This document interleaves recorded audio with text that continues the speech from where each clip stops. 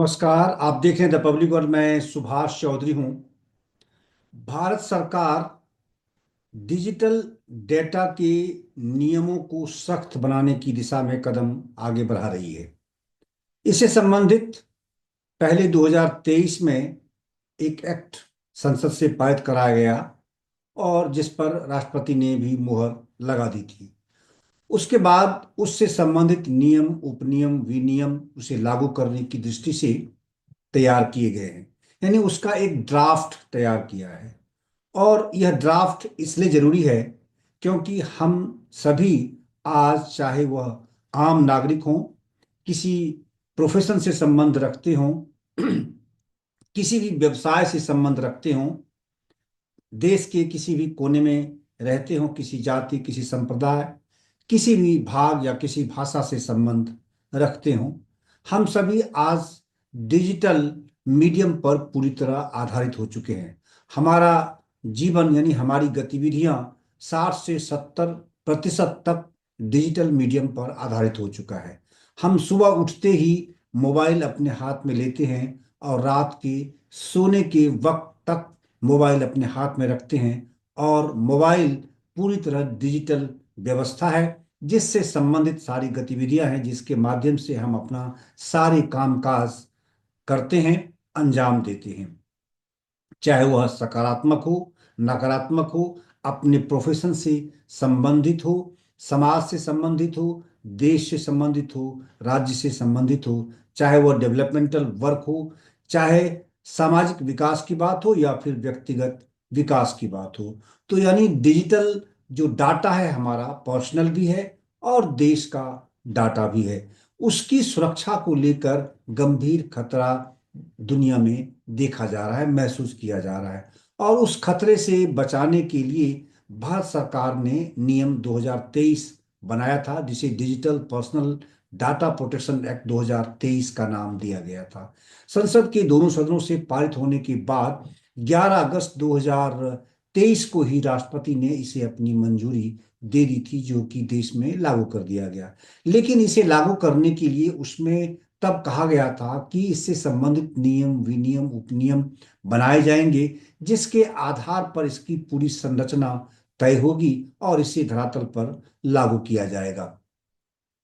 अब इसके प्रभावी क्रियान्वयन के लिए भारत सरकार ने यानी ministry of electronics and information technology ने एक ड्राफ्ट तैयार किया है, डिजिटल प्रोटेक्शन यानी पर्सनल डाटा प्रोटेक्शन रूल्स 2025 के नाम से, और इसे मिनिस्ट्री की वेबसाइट पर डाल दिया गया है। यानी 3 जनवरी को, अभी 2 दिन पहले की बात है। और अगले 18 जनवरी 2025 तक ये वेबसाइट पर उपलब्ध होगी। इस ड्राफ्ट को हम सभी पढ़ सकते हैं। आम नागरिक हो या किसी व्यवसाय से संबंध रखते हो, कोई एक्सपर्ट हो, वो इन मुद्दों को, इन मसौदे को पढ़ सकते हैं डिटेल में, क्योंकि ये बेहद सरल भाषा में स्पष्ट तरीके से बनाई गई है, जिससे कि लोगों को समझना आसान हो और इसे लागू करना और अपने अधिकारों का उपयोग करना भी उनके लिए आसान हो जाए। इससे संबंधित सुझाव कोई भी व्यक्ति सरकार को भेज सकता है। उनकी वेबसाइट पर जाकर उससे संबंधित लिंक्स भी भारत सरकार ने जारी किए हैं। बहरहाल, इस मसौदे में है क्या, उसके बारे में, उसकी खासियत के बारे में हम आपको थोड़ी जानकारी देते हैं। डिजिटल व्यक्तिगत डेटा संरक्षण नियमों के मसौदे का उद्देश्य नागरिकों के व्यक्तिगत डेटा की सुरक्षा के अधिकारों की रक्षा करना है। ये नियम डिजिटल व्यक्तिगत डेटा की सुरक्षा के लिए एक मजबूत ढांचा तैयार करेंगे, एक मजबूत इंफ्रास्ट्रक्चर तैयार करेंगे और एक बोर्ड का भी गठन किया जाएगा, जिसके बारे में आगे हम आपको जानकारी देते हैं। ये नियम भारत सरकार की प्रतिबद्धता के अनुरूप डिजिटल व्यक्तिगत डेटा संरक्षण अधिनियम 2023 यानी डीपीडीपी अधिनियम को क्रियान्वित करने में मददगार साबित होंगे। इसे सरल और स्पष्ट भाषा में तैयार किया गया है, जिससे कि आम नागरिक इसे ठीक ठीक से समझ सकें। इन नियमों का मकसद विनियम यानी एक्सचेंज और स्टार्टअप यानी नवाचार के बीच सही संतुलन स्थापित करना है। इस नियम से डीपीडीपी अधिनियम 2023 के अनुसार नागरिकों के अधिकारों की रक्षा करना संभव हो सकेगा, ऐसा भारत सरकार का कहना है। भारत के बढ़ते स्टार्टअप या नवाचार इकोसिस्टम का लाभ सभी नागरिकों को और भारत की डिजिटल अर्थव्यवस्था को उपलब्ध हो सकेगा। इसके माध्यम से डेटा के अनधिकृत व्यावसायिक उपयोग, डिजिटल हानि और व्यक्तिगत डेटा उल्लंघनों जैसी प्रमुख और कठिन चुनौतियों का भी समाधान किया जा सकेगा। यहां मैं आपको बताते चलूं कि डिजिटल हानि क्या है। डिजिटल हानि जब हमारा पर्सनल डाटा जो मोबाइल में है, चाहे हम किसी सोशल प्लेटफॉर्म पर है, सोशल मीडिया के थ्रू हमने कोई डाटा एक्सचेंज किया है या कोई सेव किया है, चाहे इलेक्ट्रॉनिक सिस्टम यानी ईमेल के द्वारा हमने किसी को कुछ भेजा है, हमारा ईमेल हैक हो गया, हमारे व्हाट्सएप को किसी ने अगर हैक कर लिया, हमारे सोशल मीडिया प्लेटफॉर्म को किसी ने हैक कर लिया, हमारी वेबसाइट को हैक कर लिया, या फिर हम मोबाइल टू मोबाइल किसी को जो चीज़ अगर भेज रहे हैं, एक्सचेंज करते हैं, उसमें कोई इंटरवीन कर गया अनधिकृत तरीके से, गैर कानूनी तरीके से, इन चीज़ों से हमारे डाटा की जो सुरक्षा है वो बहुत जरूरी है। इसके लिए ही भारत सरकार ने ये एक्ट 2023 संसद से पारित कराया और अब उसमें नियम उपनियम के लिए ड्राफ्ट बनाया गया है। इस प्रकार की शिकायतें जबरदस्त आती रही हैं भारत में, खास करके दुनिया की अन्य देशों में भी इस प्रकार की समस्या बड़े पैमाने पर देखने को मिलती रही है। डेटा उल्लंघनों जैसी प्रमुख और कठिन चुनौतियां अब भारत ही नहीं बल्कि दुनिया के अन्य देशों के सामने मुंह बाए खड़ी है। अब भारत सरकार का कहना है कि एक्ट 2023 और अब जो ड्राफ्ट 2025 तैयार किया गया है, इससे इसका समाधान अब मिल सकेगा। अब इसकी क्या प्रमुख विशेषताएं हैं? नागरिकों को केंद्र में रखकर इन नियमों के मुताबिक संपूर्ण डेटा सुरक्षा ढांचा बनाया गया है, ऐसा भारत सरकार का कहना है। व्यक्तिगत डेटा कैसे संसाधित किया जाता है, यानी उसका उपयोग कैसे किया जाता है, कैसे वो जनरेट होता है, कैसे उसे सुरक्षित रखा जा सकता है, डेटा के मालिक को इसके बारे में स्पष्ट और सुलभ जानकारी प्रदान करनी होगी और सहमति लेनी होगी। नागरिकों को अपने डेटा को प्रतिबंधित करने के लिए अनुकूल तंत्र बनाने का मजबूत अधिकार इस नियम के तहत मिलेगा। इसे और सशक्त बनाए जाने का दावा भारत सरकार ने किया है इस मसौदे के तहत। ये नियम नागरिकों को उनके डेटा पर अधिक नियंत्रण देकर सशक्त बनाएंगे। इसमें सहमति लेना, यानी डेटा जिसका है, चाहे हमारा अपना आधार कार्ड है, जैसे आधार कार्ड में आपसे सहमति ली जाती है, आपको ओटीपी आती है, आप देते हैं, तब जाकर आपके आधार कार्ड को वो एक्सेस कर सकता है। जैसे डिजिटल फॉर्म में आप अपने जो डेटा है, चाहे वो सर्टिफिकेट्स हैं किसी भी तरह के, या फिर और भी कोई इंफॉर्मेशन डिजिटल फॉर्म में आपने अपने डॉक्यूमेंट्स, गवर्नमेंट डॉक्यूमेंट्स अगर आपने सेव किए हुए हैं, तो उसको उपयोग करने का अधिकार केवल और केवल आपके पास है। अगर आप किसी को अधिकृत करते हैं कि आपके उस डेटा को वो एक्सेस कर सके, उसका उपयोग कर सके, उसे देख सके, उसका मिलान कर सके, तो उसके लिए आपसे परमिशन ली जानी आवश्यक है और उसका तंत्र भी इसमें डेवलप किया जाएगा, यानी सहमति लेना अनिवार्य है। डेटा मिटाने का अधिकार आपको ही केवल होगा, यानी अगर आपका डेटा है तो आप मिटा सकते हैं, कोई अन्य नहीं मिटा सकता है। लेकिन कोई अन्य तभी उसे मिटा सकता है, तभी उसे डिलीट कर सकता है जब आप उसे अधिकृत करेंगे इस नियम के तहत, जो प्रारूप बनेगा उसके तहत।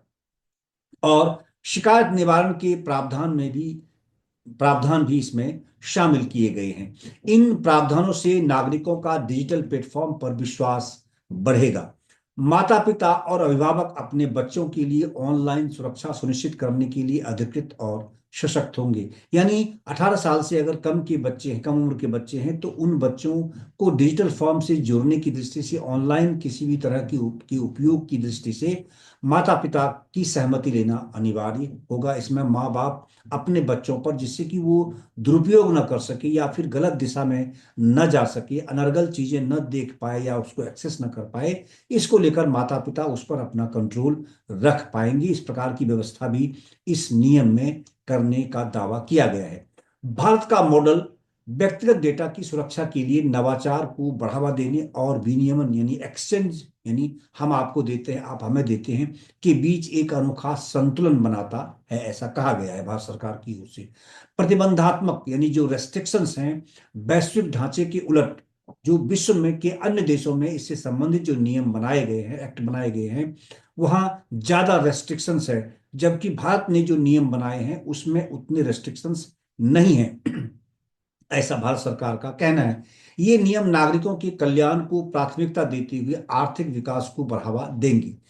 इससे संबंधित जितने हितधारक हैं, जितने इससे अफेक्टेड होने वाले लोग हैं, उपयोग करने वाले लोग हैं, इसे डेटा गवर्नेंस के लिए एक नए वैश्विक उदाहरण के रूप में देखते हैं, ऐसा भारत सरकार का मानना है। उनके विशेषज्ञों का मानना, जिन्होंने ये मसौदा तैयार किया है। इस व्यवस्था में छोटे व्यवसाय और स्टार्टअप के लिए अनुपालन की कम दबाव की परिकल्पना की गई है। इसके तहत सभी के लिए पर्याप्त अवधि प्रदान की जाएगी, ताकि छोटे उद्यमों से लेकर बड़े कॉरपोरेट तक सभी जितने शेयर होल्डर्स हैं, इससे जो भी इससे संबंधित लोग होंगे, नए कानून का अनुपालन कर सकेंगे, उसका पालन करने के लिए सुचारू रूप से बदलाव कर सके अपने संगठनात्मक ढांचे में, अपनी व्यवस्था में, अपने जो आपकी संस्था है, जिस संस्था से आप बिलोंग करते हैं या संबंध रखते हैं, उसमें। ये नियम डिजाइन द्वारा डिजिटल दर्शन पर आधारित है। इस नियम के तहत सहमति तंत्र, शिकायत निवारण और डेटा संरक्षण बोर्ड की स्थापना भी की जाएगी। बोर्ड एक डिजिटल कार्यालय के रूप में कार्य करेगा, जिसमें एक डिजिटल प्लेटफॉर्म और ऐप होगा, जिसके माध्यम से आम लोग उससे जुड़ सकेंगे, उससे संबंधित सुविधाओं का उपयोग कर सकेंगे, अपनी शिकायतें दे सकेंगे, अपनी शिकायतों का निवारण भी करा सकेंगे।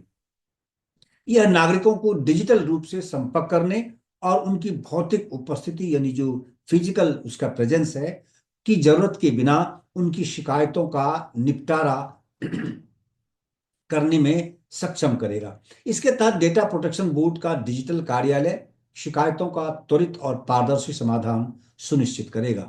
इसमें चूक के लिए जुर्माना लगाने का भी प्रावधान होगा।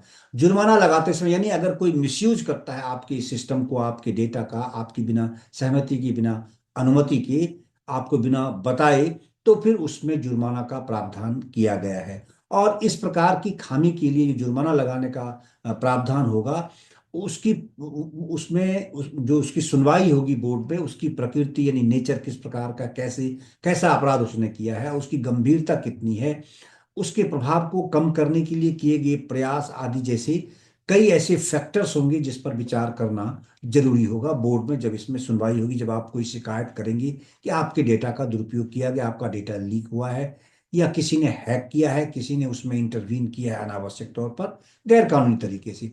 इसके अलावा डेटा मालिक कार्यवाही के किसी भी चरण में स्वेच्छा से अपना अंडरटेकिंग, अगर आपस में समझौता हो जाता है दोनों पक्षों के बीच में, डेटा का दुरुपयोग करने वाले या फिर डेटा मालिक का, तो वो अंडरटेकिंग अपनी दे सकता है समझौता का, जिसे यदि बोर्ड द्वारा स्वीकार कर लिया जाता है तो उसे रद्द कर दिया जाएगा। इस मामले पर फिर कार्रवाई नहीं होगी।